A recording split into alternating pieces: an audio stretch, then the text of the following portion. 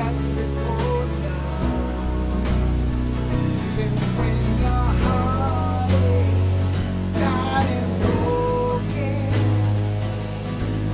we have a Redeemer who loves us, protects us as we walk through the fire.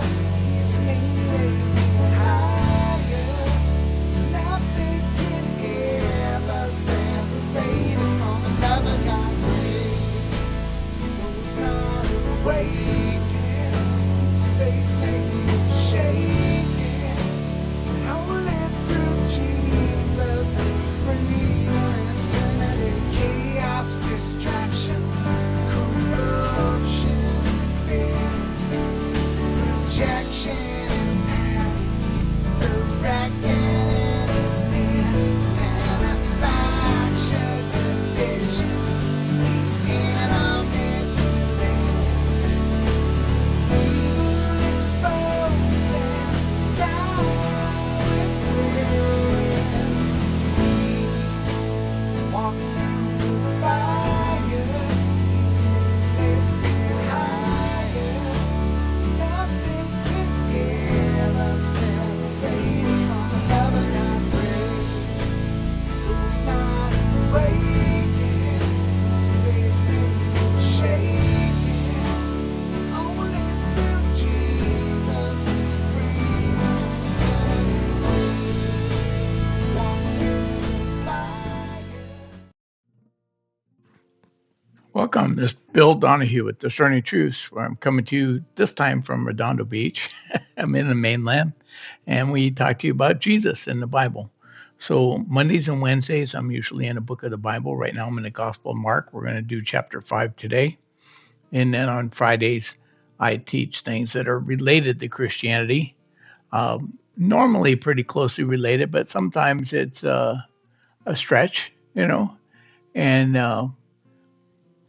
we're looking at it. And Friday, I'm going to look at the Council of Nicaea. What did it actually do? Did they decide the books of the Bible? Was the Trinity invented at the Council of Nicaea? What did they do? What did they actually talk about? And kind of separate that out. Now, Wednesday, normally I would be here on Wednesday, and I'm not going to be here. I cannot stream Wednesday. I have a conflict, but I will be here Monday, and then we will be here Friday. So with that, I'm going to get into the study, and hopefully we'll be able to make some headway here through the Gospel of Matthew, chapter 5. And I'm taking bigger chunks because I'm trying to show you the intertextual connections, what Peter is doing here. The Mark is writing down for Peter and what he's doing with the Old Testament. And so we're going to look at the first 20 verses, but I can't get all 20 verses on the slide. So I'm going to give you 13 and then we'll jump slides. They came to the other side of the sea, that's the Sea of Galilee, to the county of the Gerasenes. And when Jesus stepped out of the boat, immediately there met him out of the tombs a man with an unclean spirit. He lived among the tombs, and no one could bind him anymore, not even with a chain, for he had often been bound with shackles, and he had the strength and he shackles and chains, but he wrenched the chains apart, and he broke the shackles into pieces, and no one had the strength to subdue him. Night and day among the tombs and in the mountains, he was always crying out and cutting himself with stones. And when he saw Jesus from afar, he ran and fell down before him, and crying out with a loud voice, he says, "What have you to do with me, Jesus, Son of the Most High God? I adjure you by God, do not torment me." For he was saying this to him, "Come out of the man, you unclean spirit." And Jesus asked him, "What is your name?" Right? And he replied, "My name is Legion, for we are many." And he begged him earnestly not to send him out of the country. Now a great herd of pigs was feeding there on the hillside, and they begged him, saying, "Send us to the pigs, let us not enter them." So he gave them permission, and the unclean spirits came out and entered the pigs, and the herd, numbering about 2,000, rushed off the steep bank into the sea and drowned. Okay? So whoever just owns the herd of pigs just took a big financial loss. Okay? I mean, 2,000 pigs is a chunk, but we're here. And then the herdsmen fled down and told it to the city and in the country, and the people came out to see what had happened.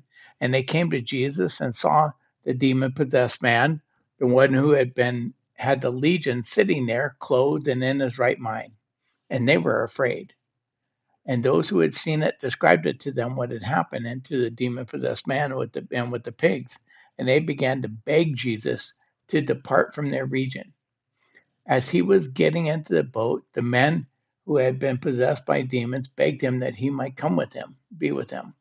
And he did not permit him, but he said to him, "Go home to your friends and tell them how much the Lord has done for you and how he has had mercy on you." And he went away and began to proclaim in Decapolis, that's this county area, and how much Jesus had done for him. And everyone marveled. So when we did the Gospel of Matthew, I kind of went into the details about the terrain and the pigs and where they likely were, where this cliff is. So I'm not going to get into that with Mark, but Jesus crosses the sea to the region of the Gerasenes. It's in the Gentile, it's the Decapolis territory, okay? And he encounters a man with the unclean spirit living among the tombs, unable to be bound and crying out and cutting himself. The spirits identify as legion, beg not to be sent out to the country, and ask to enter a herd of pigs.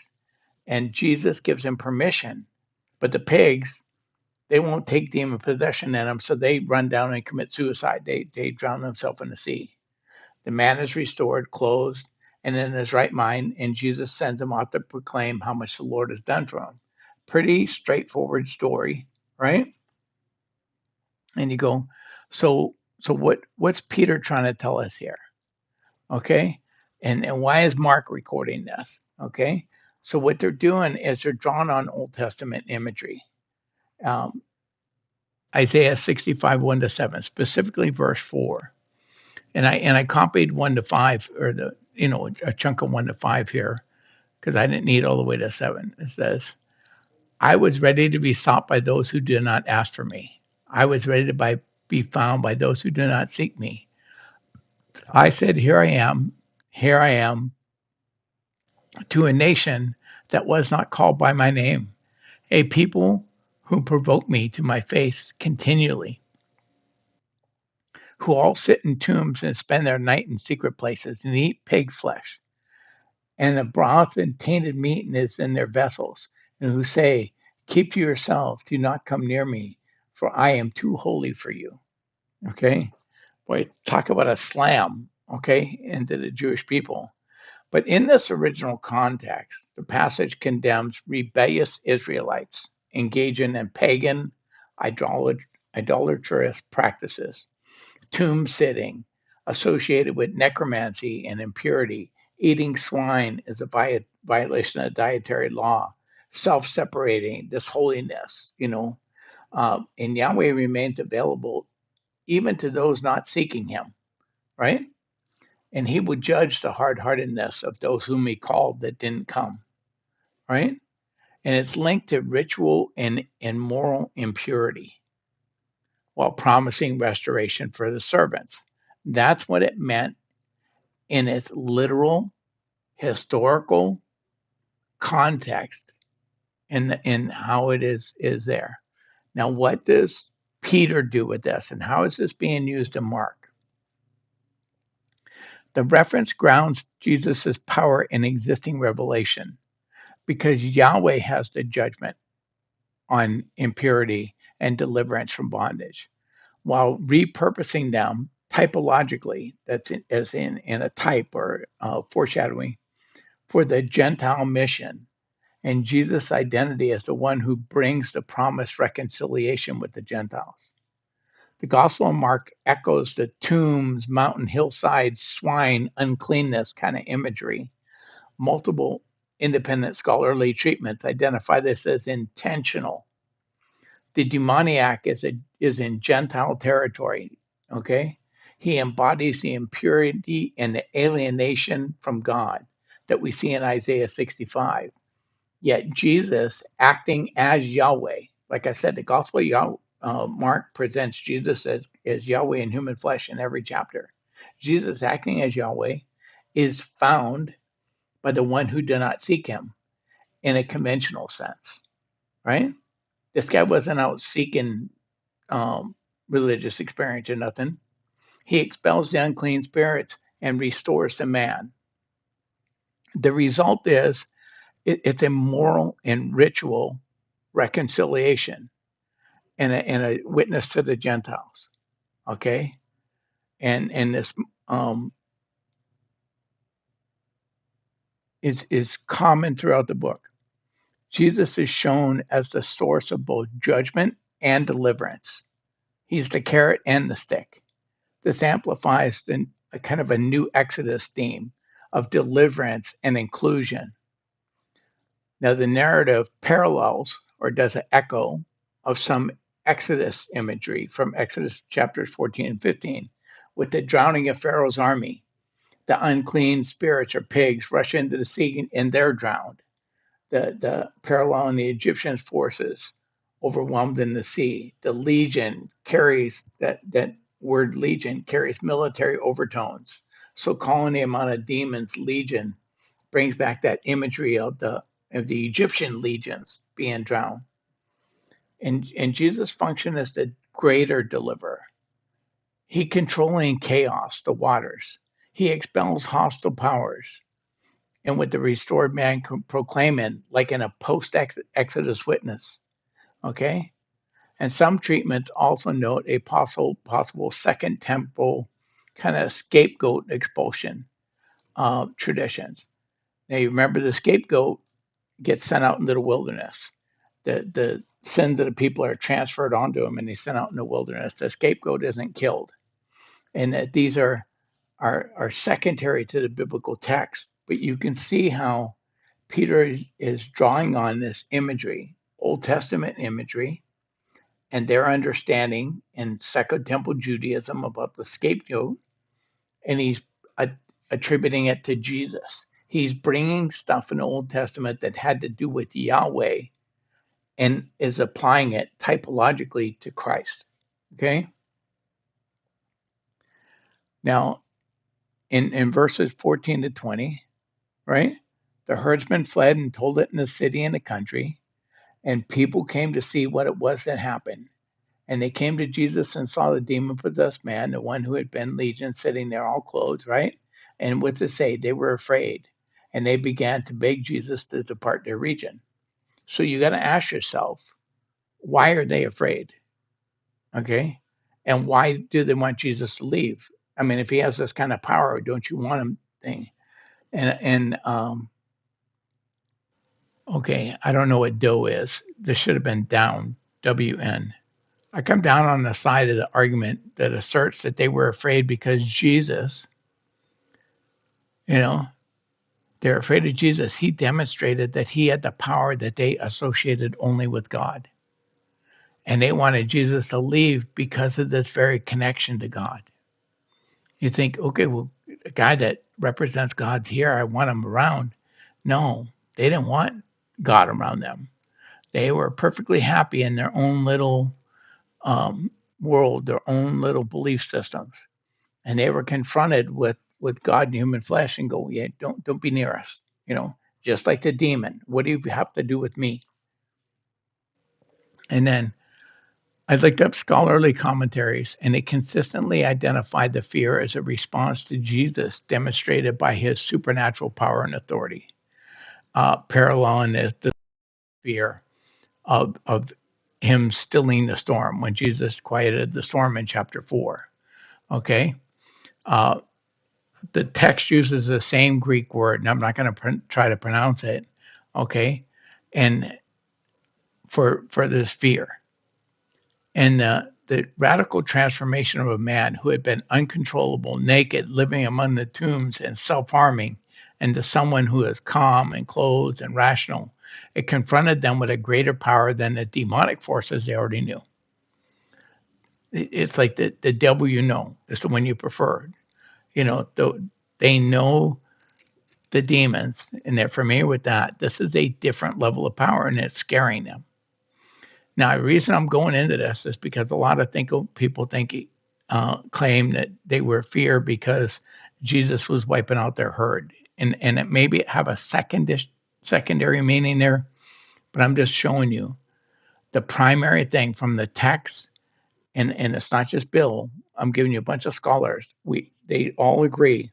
Like Robert Stein from the Baker Exegetical Commentary on the New Testament of Mark, he argues that the fear refers to the supernatural presence of God in Jesus. Mark does not associate the request with the financial loss of the pigs. The request comes from townspeople, those who have seen the exorcism, right? Not the herd owners, right? And not primarily the herd owners that lost the swine.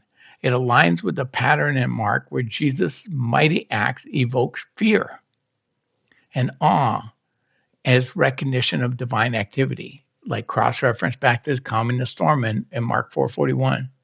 James R. Edwards in the Gospel according to Mark in the Pillar and New Testament commentary. And others note the same awe and power that could both liberate a man and affect a herd. They're just going, who is this guy? What kind of power is this? We've never seen power like this, and we're nervous about it, right? And then C.B. Cranfield and Robert Gulick are among others that discuss the reaction in terms of the confrontation with Jesus' authority. And some also reference the property loss. So the property loss is secondary.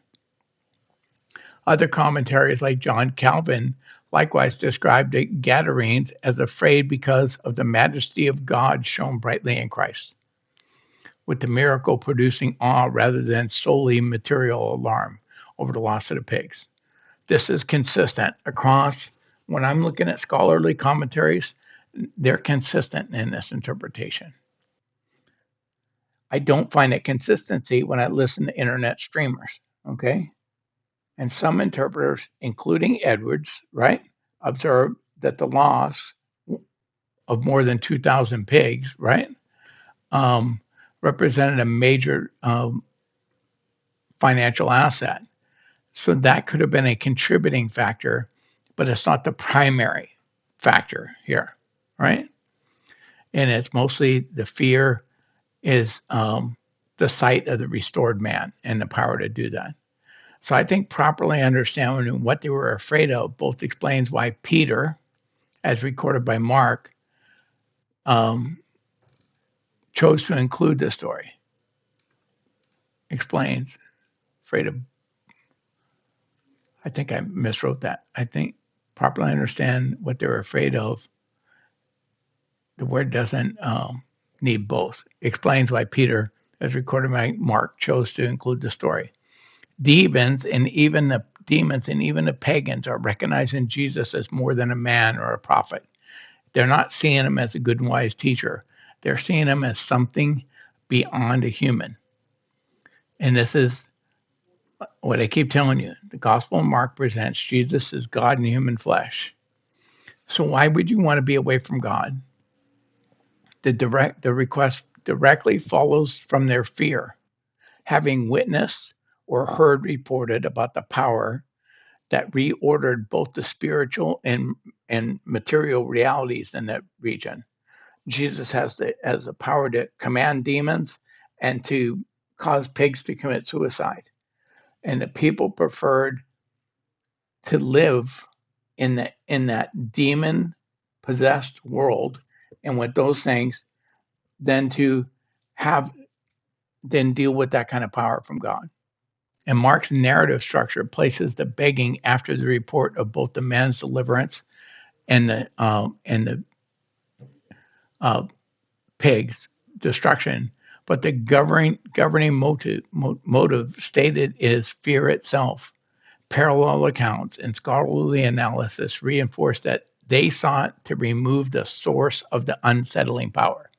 People come face to face with God, not literally, but you encounter him in your life. You see God's power in your life, and you'll see a lot of people run the other way. They do not want to face up to actually seeing God. It's not that there isn't enough evidence that God exists, or there isn't enough evidence that Jesus got out of the tomb. They don't want to believe. And that's exactly what you're with here.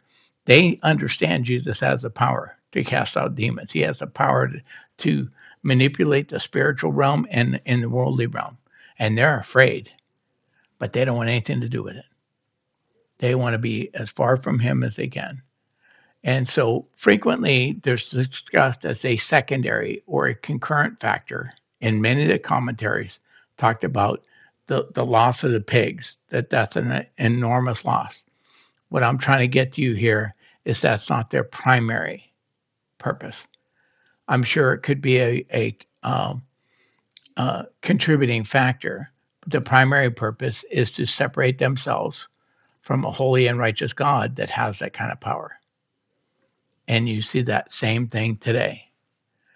Now, other scholars push back against this, even including the pigs as a secondary factor, right?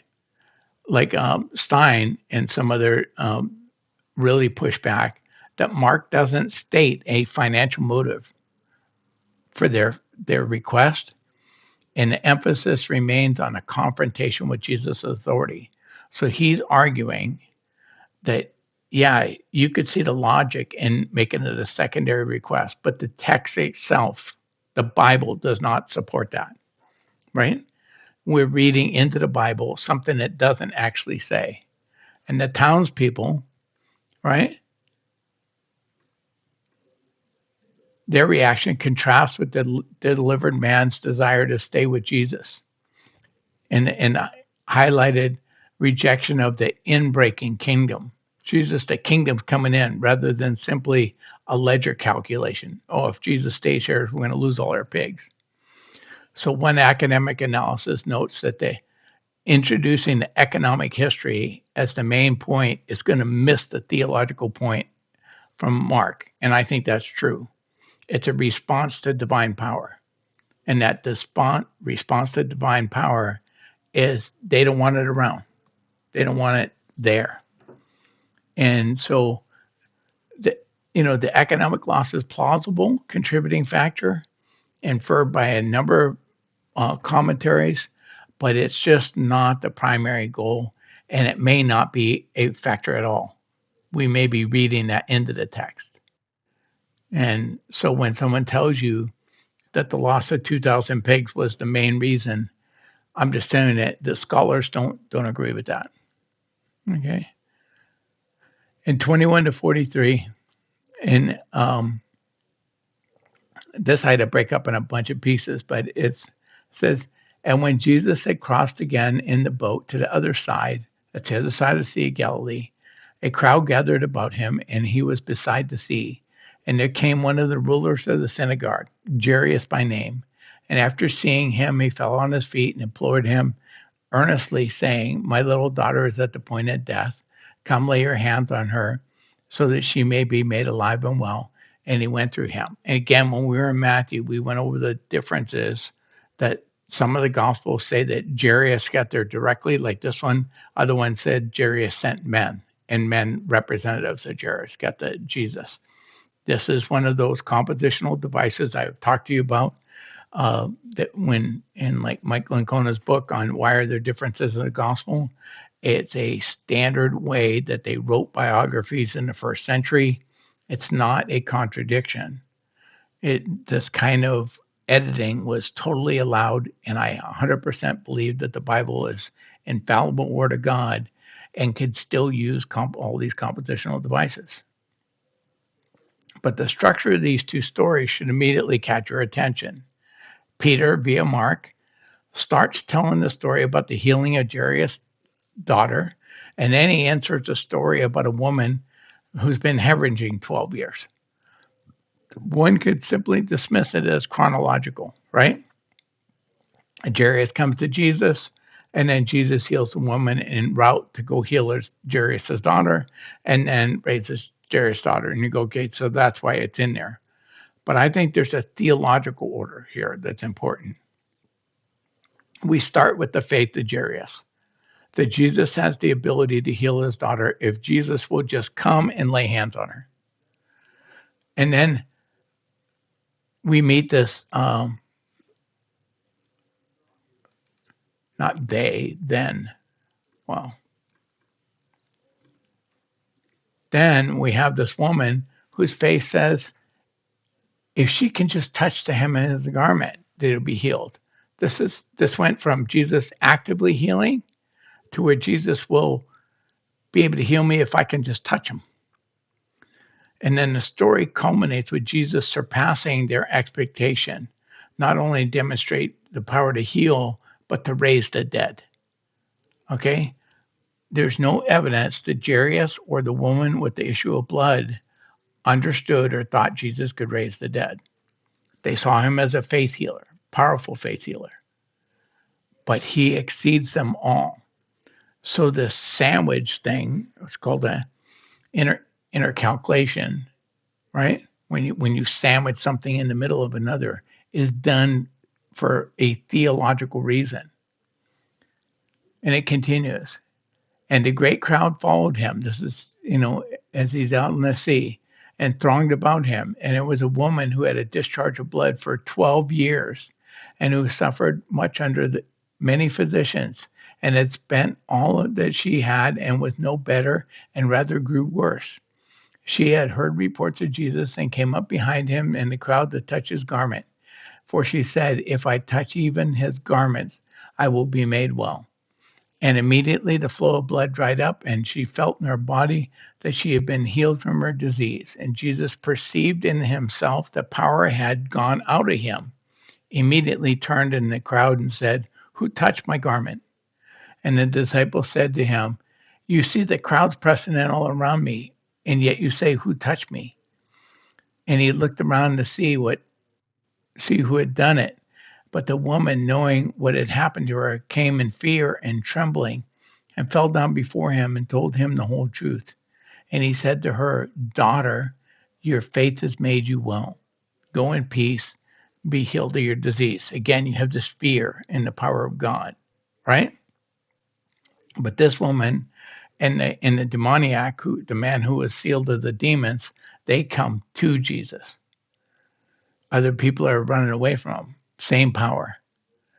And the story is unique in that Jesus doesn't seem to do anything to cause the healing. He appears surprised when he feels healing power leave his body. This is very different from the idea that Jesus has the power to heal by laying on of hands. Okay? Peter is raising the stakes here, right? And what I want you to notice, where am I at?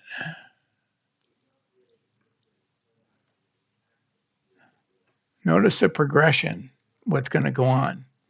And then Jesus, we're going to get the rest of this in 35 to 43. So while Jesus was still speaking, there came from the ruler's house. Some said, your daughter is dead. Why trouble the teacher any further? But overhearing what they said, Jesus said to the ruler of the synagogue, do not fear, only believe. And he allowed no one to follow him except for Peter and James and John, the brother of James. And they came in the house of the ruler's synagogue, and Jesus saw the commotion, people weeping and wailing loudly. And when they had entered, he said to them, why are you making a commotion and weeping? The child is not dead, but only sleeping.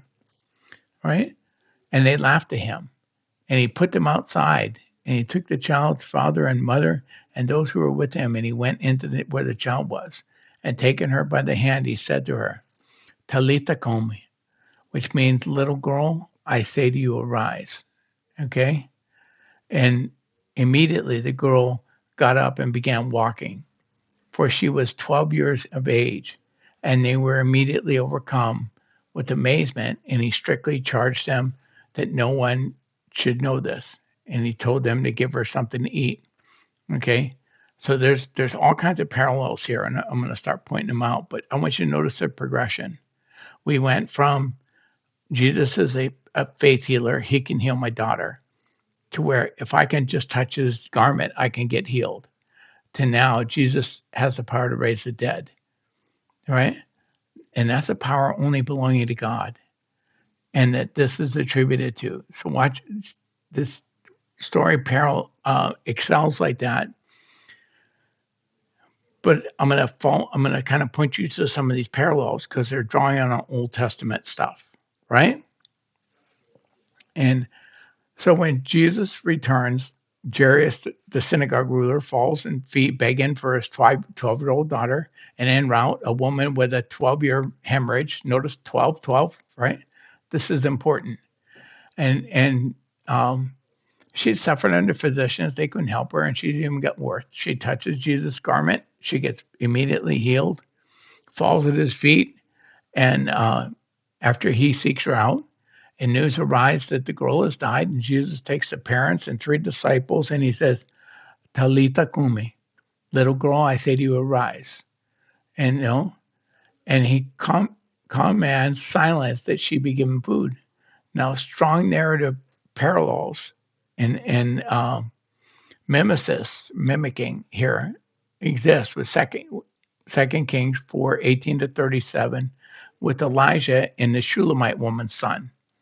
So also you can look at 1 Kings 17:17-24 with Elijah and the widow's son.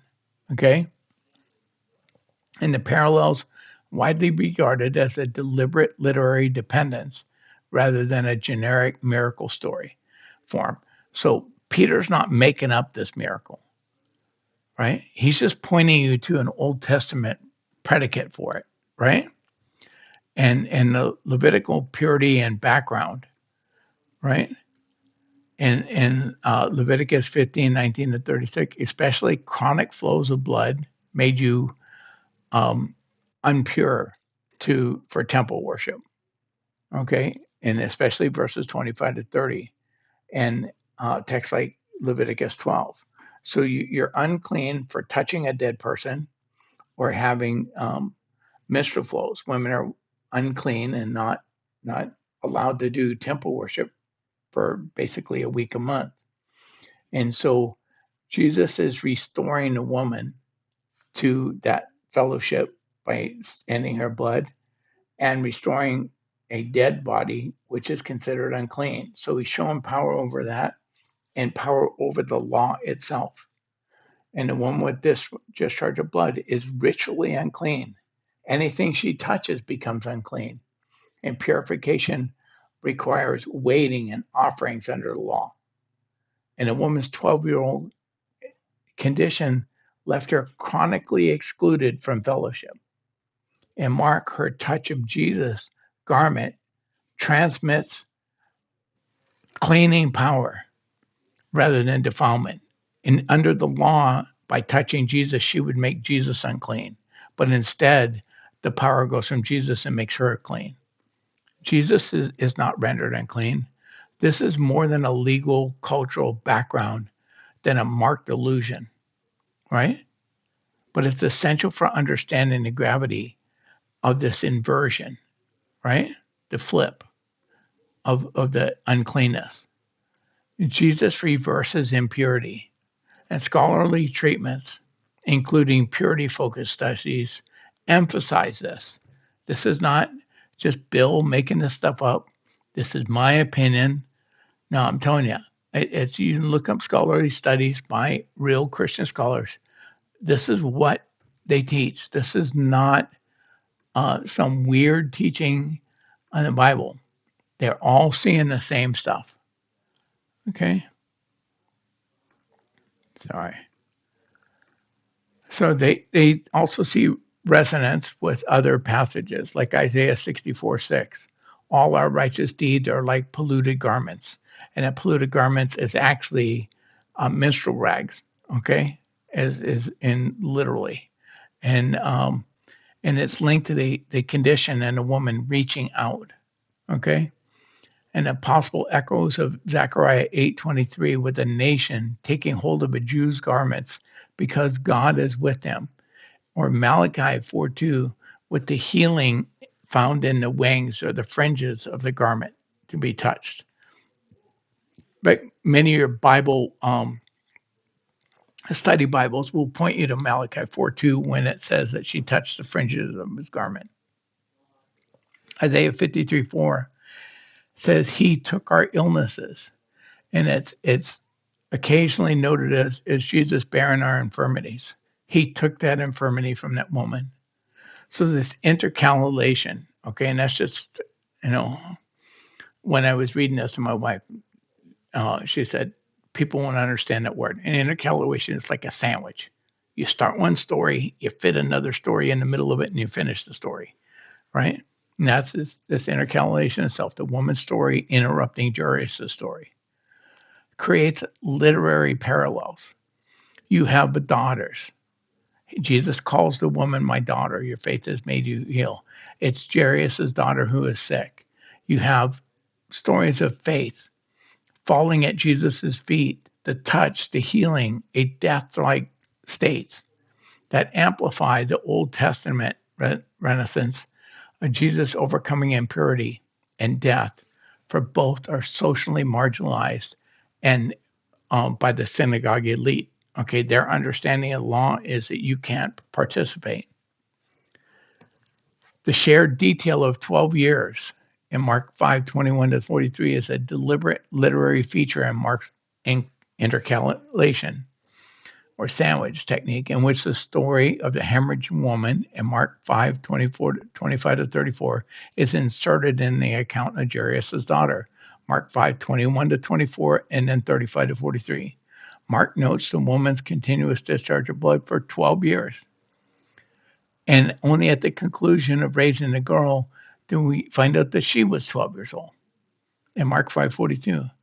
This is not presented as some coincidental thing or delayed disclosure of the age retrospectively, but it links the two narratives so that each interpret the other. This is done intentionally.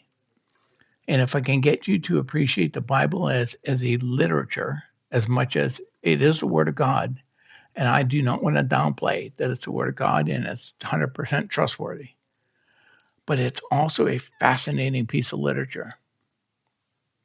And Mark frequently employs intercalations. I'm going to go over these again. We're going to have another one in chapter 6.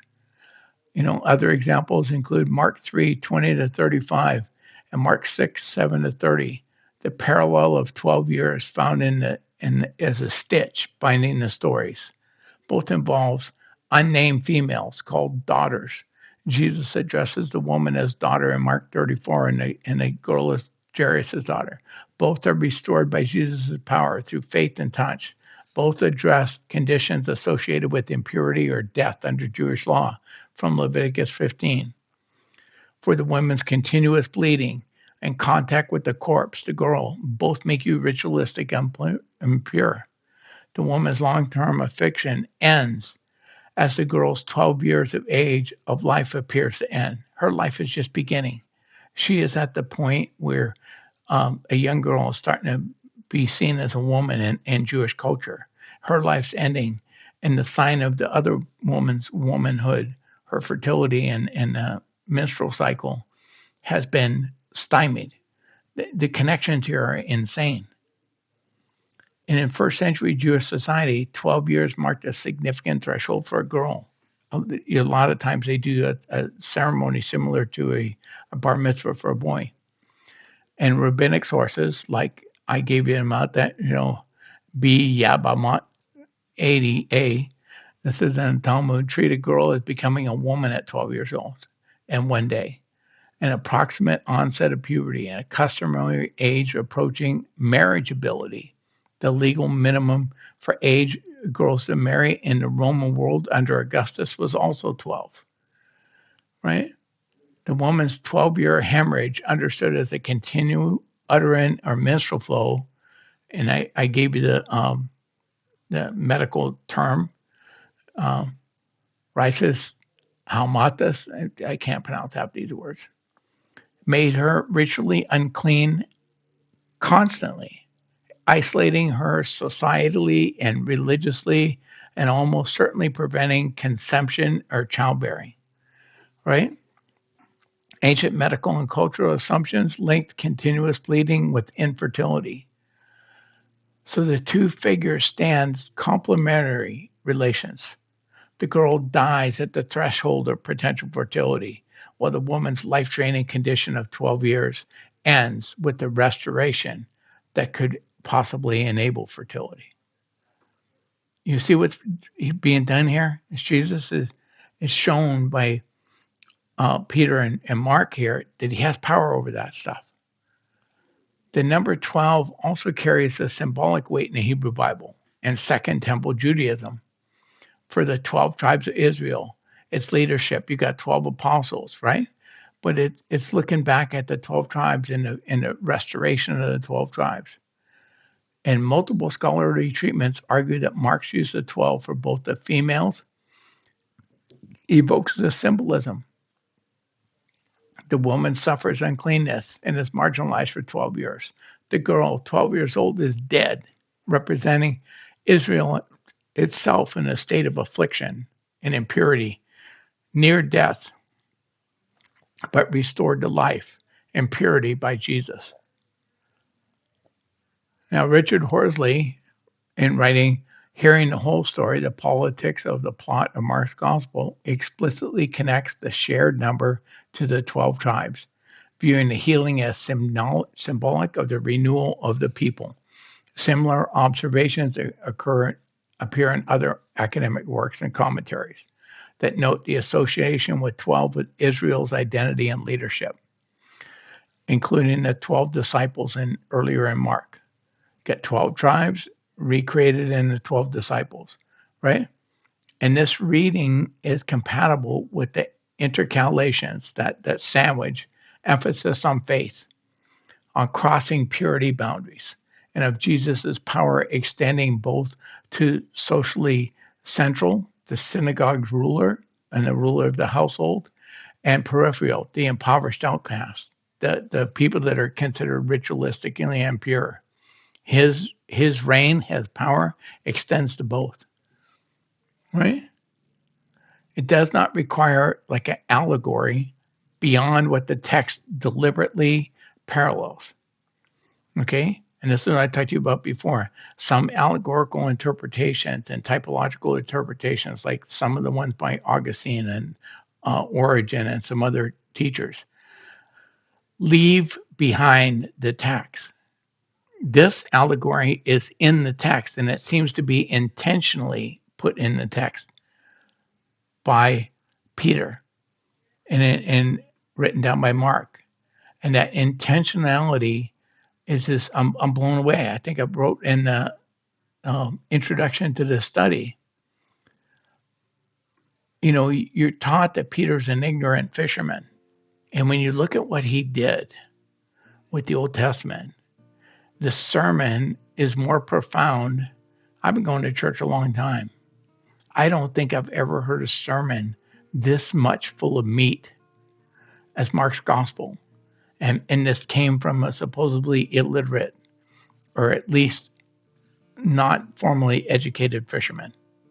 I don't buy the illiterate part, but I'll grant that Luke is correct, that he's unlettered, that he's not formally educated. But think of who did this. Has all this meat in it. It's tying Old Testament imagery back and forth, repurposing it and doing it. The brilliance that tells you the Holy Spirit's here. When something is beyond a person's ability, it shows that God is in the middle of this. And to me, it shows the Holy Spirit's fingerprints all over the Gospel of Mark. And so if you're new here, I typically do my study. I go put on a song. I'll read the chat, see if there's anything I need to respond to in the chat, and I'll come back and talk to you again in just a minute.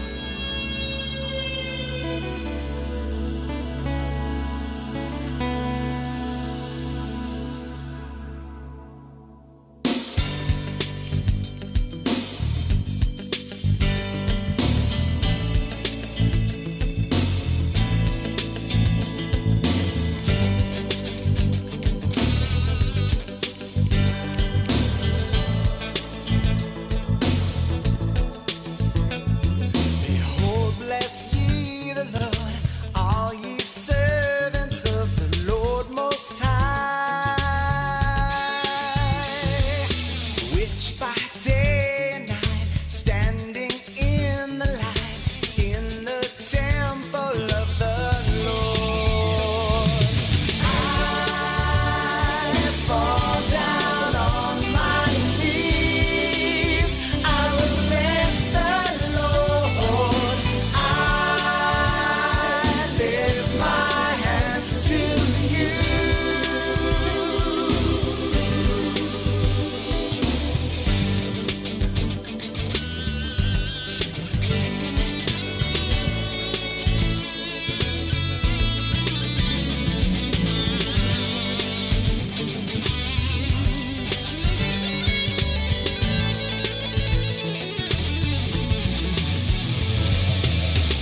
Will never leave. You are always standing by my side.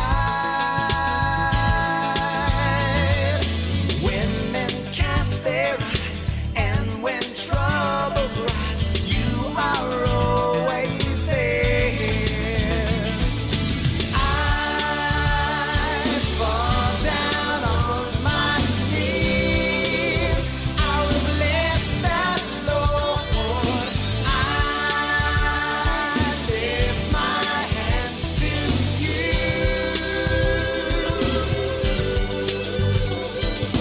I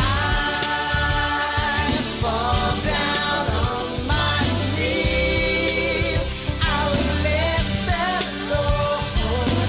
I lift my hands to you.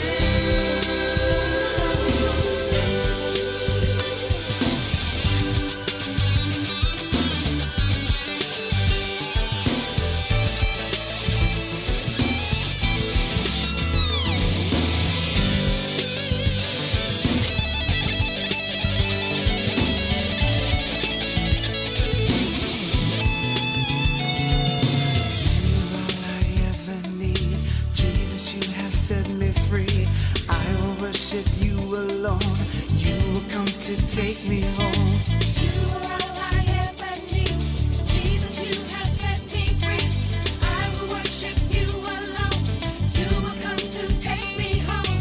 You are all I ever You are all need. I need. Jesus, you have set You me set free. me free. I will worship you I will alone. worship you. You will come to take me home. I fall down on my knees. I will bless the Lord. Do, do, do, do, do. Oh, oh, oh.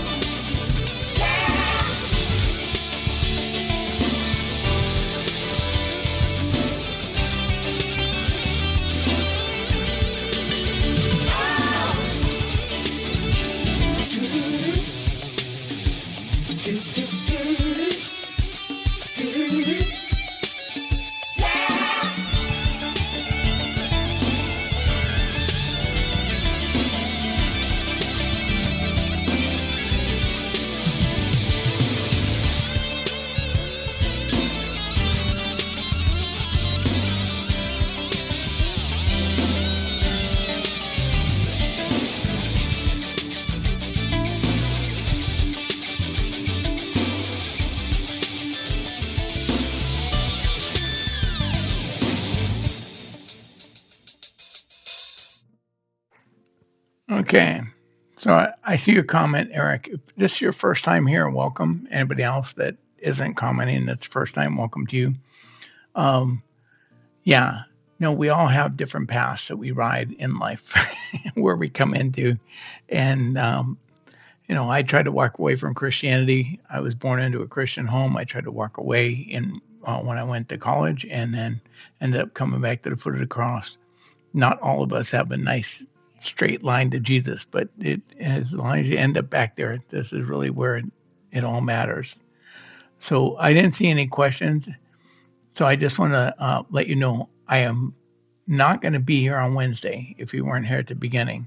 So if you like what you hear, I started out as Donahue Papa Online because that's who I am at my house. And I have a bunch of kids and a pile of grandkids. There's a lot of grandparents and a lot of grandfathers want to be called Papa. So I'm Donahue Papa. And I went out there. So I teach Monday, Wednesday, and Friday. If you like what you hear, you can find me as Donahue Papa on either Rumble or X. Most of the channels I started on where that was my name, I no longer broadcast on. Cloud Hub, Twitch, Facebook, whatever. I'm gone from there.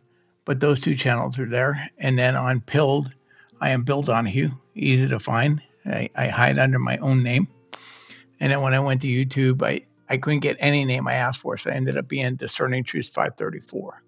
So those are the channels I broadcast on Monday, Wednesday, and Friday. But this week, no Wednesday. And then on Fridays, I joined Neil.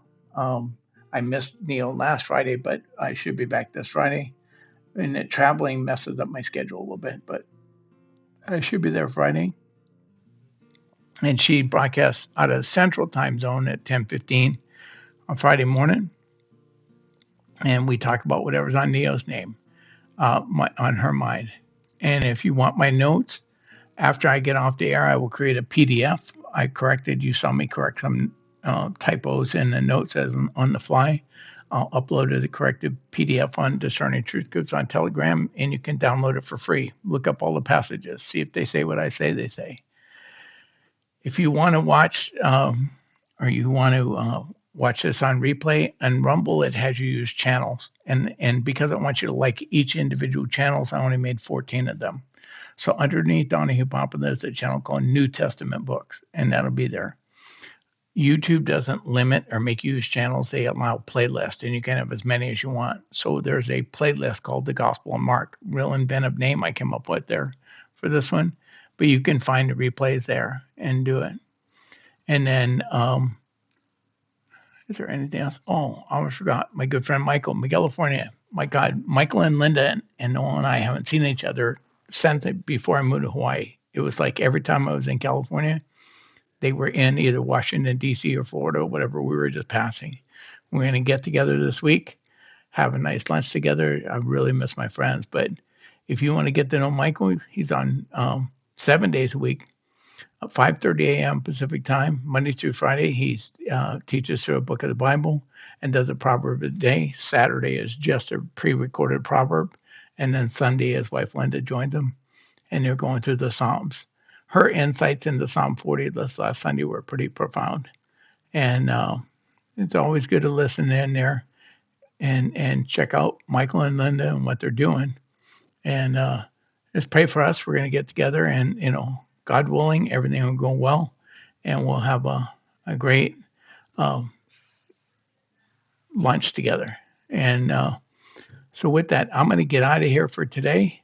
And God willing, I will be back here on Friday morning with Neil, and then Friday at noontime with talking about the Council in Nicaea. What did they actually decide? Because there's a bunch of nonsense on the internet. So with that, I'm gone. Thank you.